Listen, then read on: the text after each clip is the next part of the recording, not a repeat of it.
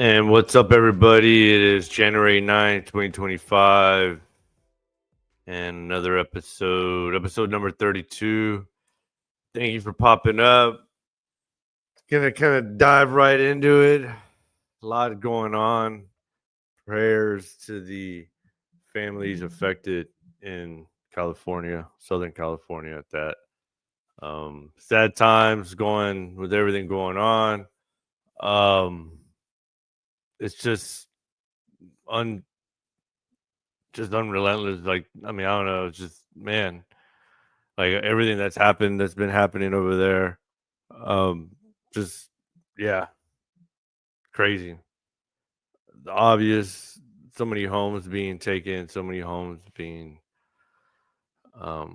burned. So, yeah, I mean, it kind of made me want to go ahead and kind of get into this whole of just pretty much getting to straight into it.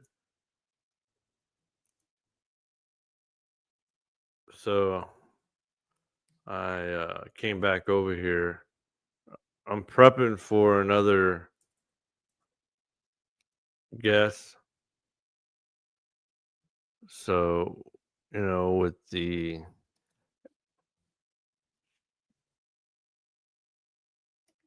so LA fires are, I guess, pretty much burning as far as I know. Not to the as in what was happening yesterday. Um, but yeah, it's just sad altogether. Like in this video, it just shows his pet who's just wandering, and then a firefighter ends up um, getting a hold. So, man, just sucks all around. And I guess it's kind of made me want to come on. I've been so busy. A lot of things have been happening to me recently, but it's not keeping me from coming on here. I just kind of wanted to come on and kind of just speak a little bit about, the LA fires and just my prayers to everybody over there. Rich or not, it has nothing to do with that. Just obviously your place to go, and you go home and you have a place to lay your head down, and it just kind of puts everything in perspective. So very, very sad, what's going on over there. And I just wanted to acknowledge it. And I felt I had to come on here and kind of just acknowledge the fact that, these things are happening over there. So there was somewhat there's you know everybody's getting on this mayor, and the LA mayor who was in Ghana while all this was occurring. Everybody's getting on her back about, her name is Karen Bass. Um, she had pretty much arrived. I'm not sure when she arrived, but she wasn't even in the city when all this was starting to happen. Um, like in this video here, they kind of caught her at the airport when she was leaving, and she had like nothing to say, nothing to even speak about. And I guess she was caught off guard and she didn't really want to get into it. I'm not going to say that, you're keeping, I guess, from saying something you shouldn't say, but at the same time, it is true. It was Sky News that I believe that caught this, an Australian reporter or UK reporter. Before I even get there, it was just a reporter from overseas. It wasn't one of the local reporter. So able to catch her right when she arrived at the airport. Right there, she was having trouble to get in and out. She was trying to walk away, and he was still pretty much asking her, what was going on. And Karen Bass was absolutely nowhere to be found as the crisis was unfolding. She was in Ghana. Took quite a lot of time to get back to LA. When she did arrive, Mayor Bass had no interest at all in answering any questions. This is beyond outrageous. Take a look. Do you owe citizens an apology for being absent while their homes were burning? Do you regret cutting the fire department budget by millions of dollars, Madam Mayor?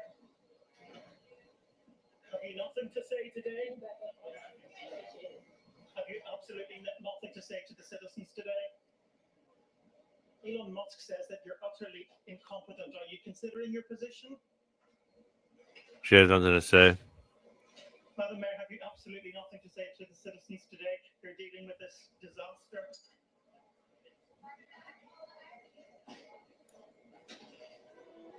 No apology for them.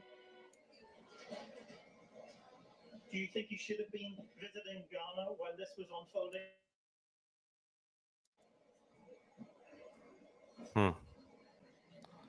There you go. There you go. So she avoided the questions. The LA mayor ignored questions on wildfires as she arrived at the airport from Ghana. Why she was in Ghana, I have no clue. I really didn't want to dwell on that too much. So while President Biden became a grandfather, and it's a little girl. And the reason they're giving President Biden a hard time is because he brought this up while he was speaking to the Governor Newsom about, I guess, everything they're going to be doing and helping out with. And I guess he thought it'd be a good time to bring it up.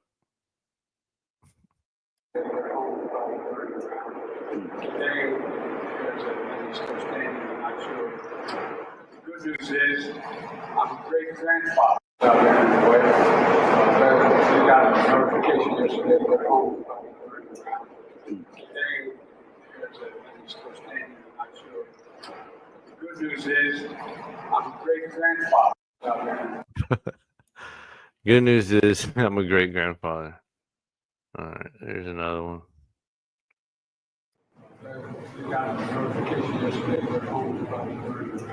Today, he's still standing, I'm not sure. Good news is, I'm a great grandfather. I don't know what that has to do with anything dealing with these LA fires, but old President Biden had to acknowledge the fact that he's a great grandfather. So, this mayor, I don't know. I mean, it's a big area of where all this happened. A lot of acres got burned. I don't know. My heart goes out, obviously, to the people with their homes, and I'm watching the small businesses around us go up in flames. This is people's livelihoods, so it's devastating. But what is most concerning to me is our first responders and our firefighters who are trying to battle this. There's no water in the Palisades. There's no water coming out of the fire hydrants. This is an absolute mismanagement by the city. It's not the firefighters' fault, but it's by the city. And I'm going to be very honest. We've got a mayor that's out of the country, and we've got a city that's burning, and there's no resources to put out fires. So if you look at your pictures, you don't see the firefighters there because there's nothing they can do. And it looks like we're in a third world country here. Mm-hmm. And we've got a lot of tough questions that we need to ask the mayor and the city council and our representatives and the county representatives. Why didn't you work to mitigate this? What was your brush mitigation program? I heard you earlier talk. So everything's speaking for itself, which is why I wanted to come on and kind of point this out. But it's just kind of crazy that you're actually seeing this in Los Angeles. Now there could be the other part where, you know, the winds are, you know, it was up to 100-mile-per-hour winds from what I understood, 99, you know, which is pretty fast winds. When I was in the Navy out to sea, just being out to sea, having 80-knot winds, or if not close to that, I mean, that,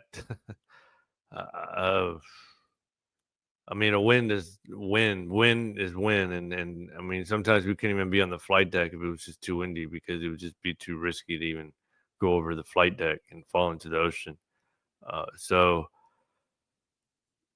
that is a fact that did factor in the fact that all those fires spread as they did. I'm just basing on the news of what I'm saying, as in just the wind. It was just one of those days where the wind kicked up and everything being so dry, and you know, with winter being here, I mean, yeah, it just. But I would be questioning too as well of why there was. I mean, this is almost like 1900s. You know, it's 2025, and I don't see anything happening to prevent anything from it spreading or trying to spread. Um, so I'm not from California. I don't know what it's like to live there when it gets to those winds, but I'm just very confused when it comes to these, like that whole neighborhood, that Palisades neighborhood. That tripped me out. That many houses could burn. So Talking about it's been dry because there hasn't been rain.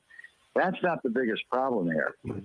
The brush up in these hills that are controlled by the city and the county, I would bet you that if they haven't been handled, mitigated, pruned, removed for probably 30 or 40 years. This was a disaster waiting to happen. And what's predictable is preventable.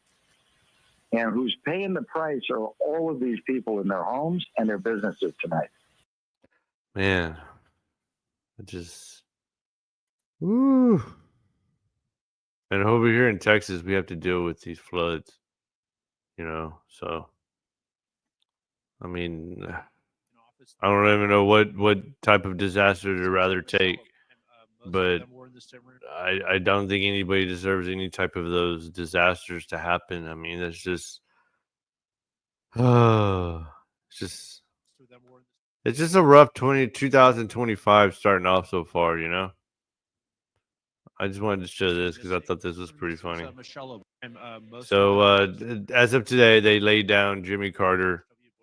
It was a big ceremony, and it was a big deal today with most of them were in the same room. with these dudes over there chumming it up. W. Bush, President Trump was in office. They're making little jokes and stuff. Missing. Remember, this is Michelle Obama. Most of them were in the same room. Was in 2018 at the funeral of George H.W. Bush. President Trump was in office then.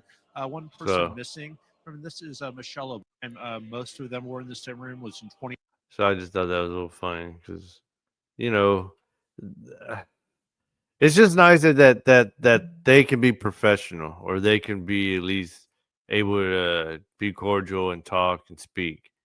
And maybe it is all bull, you know, maybe on the front side when it comes to their parties, they're die hard for their parties. But he was a Democrat before he was a Republican. So, I mean, you know, there's so many things that are misleading when it comes to the media and so forth. And I just thought that was kind of cool to see Obama chopping it up with Trump. And it kind of just throws another twist to what I kind of believe in as well, is that, you know, you got to sit at the table with these people in order for things to get clear and done and move forward or whatever, whatnot. Almost like a family. You know?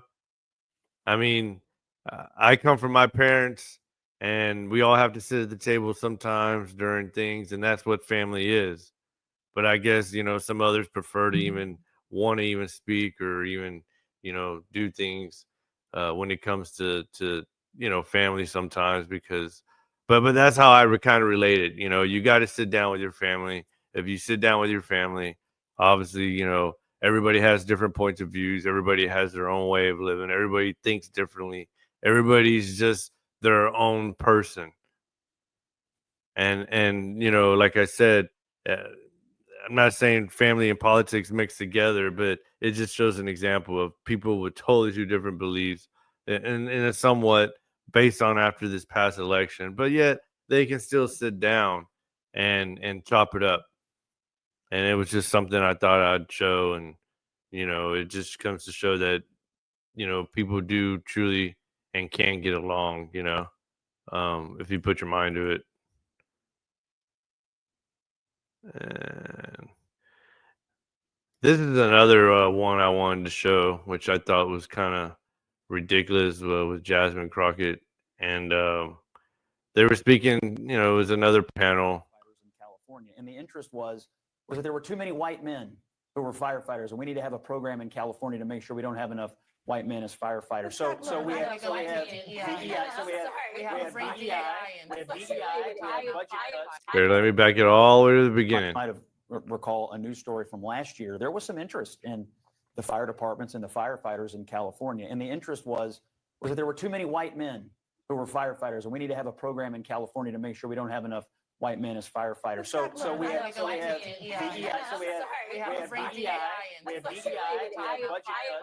And yet, I'm wondering now, if your house is burning down, how much do you care what color the firefighters you are? can respond and then. Listen, I am so tired. You know what? There was an article that just came out that said that actually the most educated demographic in this country right now is Black women.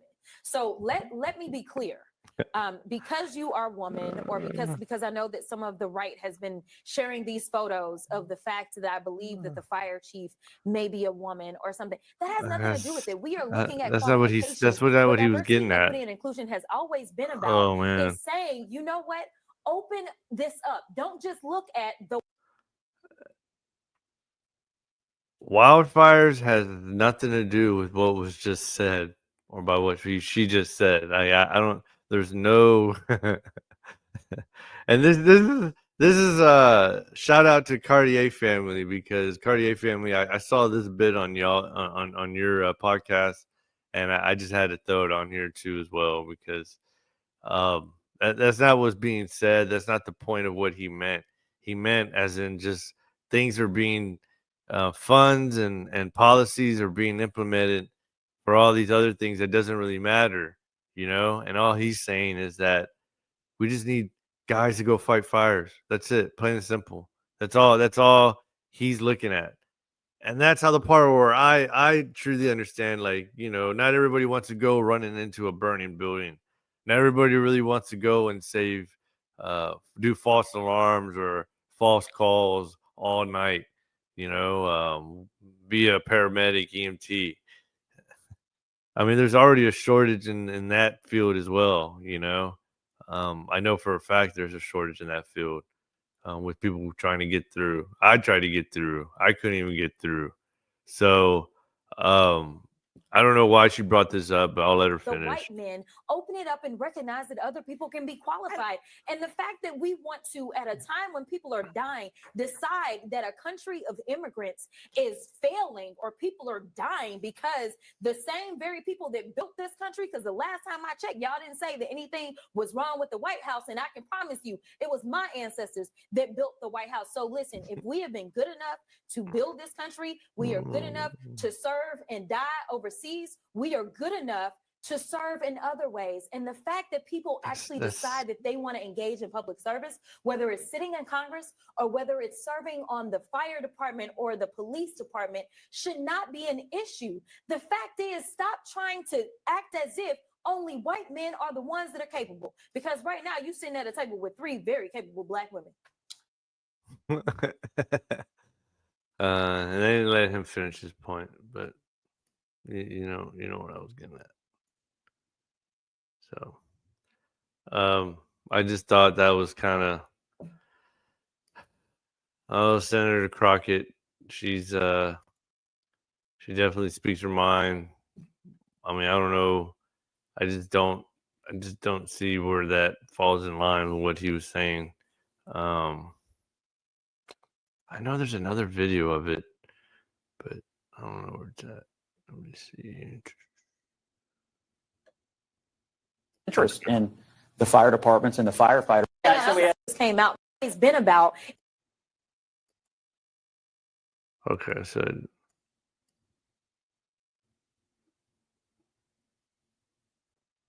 see, they cut it off, or maybe they Act didn't. as if only white men are the ones that are capable. Because right now you're sitting at a table with 3 very capable black women. I'm not. They didn't they could have okay, and then that wasn't uncalled for there. All right. So a lot going on there with these fires, a lot of politics getting involved. To be honest, yes, the people come first. The houses that, I mean, it's just I don't even know where to go. I just do know that in the future there's going to be a lot of questions that are going to have to be answered, and most of these questions that are going to have to be answered are dealing with where a lot of this funding went and how come most of this funding wasn't there to be available to prevent most of these fires that did happen. So I don't know. I don't even know how to end the show, but I am going to probably end up ending the show with a something funny. And it was pretty much, I think I had saw it the other day and I thought it was pretty funny, and I figured, hey, why not?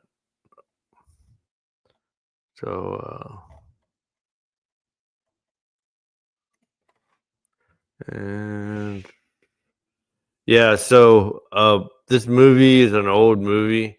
I found out later that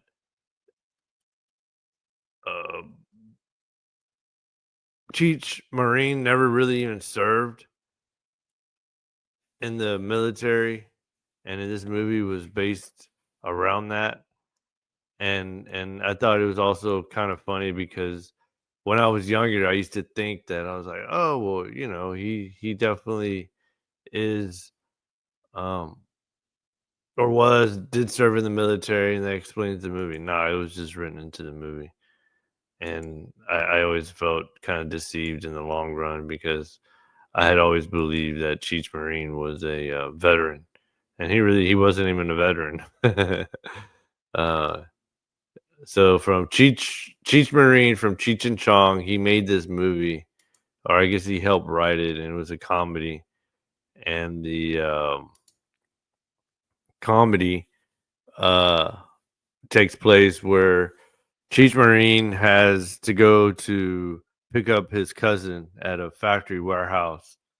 And this guy, I feel this kind of, I hate to say it kind of fits what's going on right now, and it's kind of crazy. But so Cheech Marin has to go pick up Paul Rodriguez at this warehouse where I guess there's a lot of undocumented workers working there, and so he gets caught up in the raid, not knowing that when he left the house without his wallet.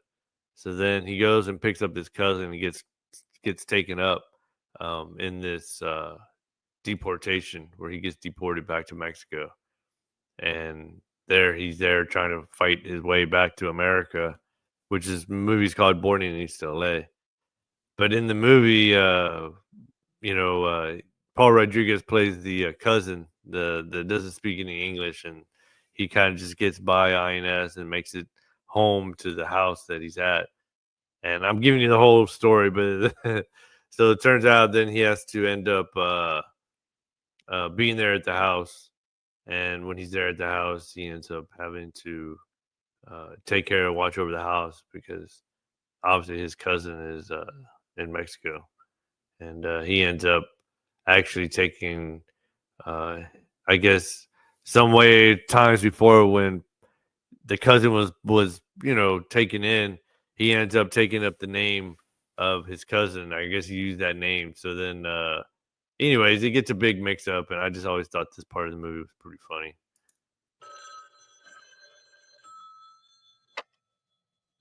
Hey, you. I'm talking to you. I need a beer. Bring me some beer now. Tráeme cerveza. How come you're not here with a beer yet? I want a beer now. Cerveza. ¿Cerveza? Sí, sí, cómo no, sí.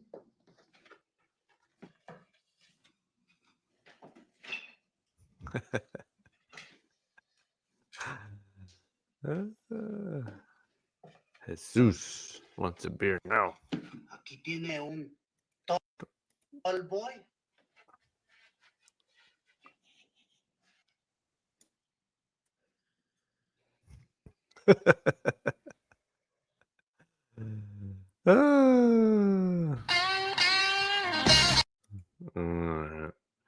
All right, ladies and gentlemen. Well, thank you for making it to the show. I just wanted to say my part on a few things that were happening. So glad that you were able to kind of just view what my point was, as in, sometimes, we're gonna have just kind of question what's going on because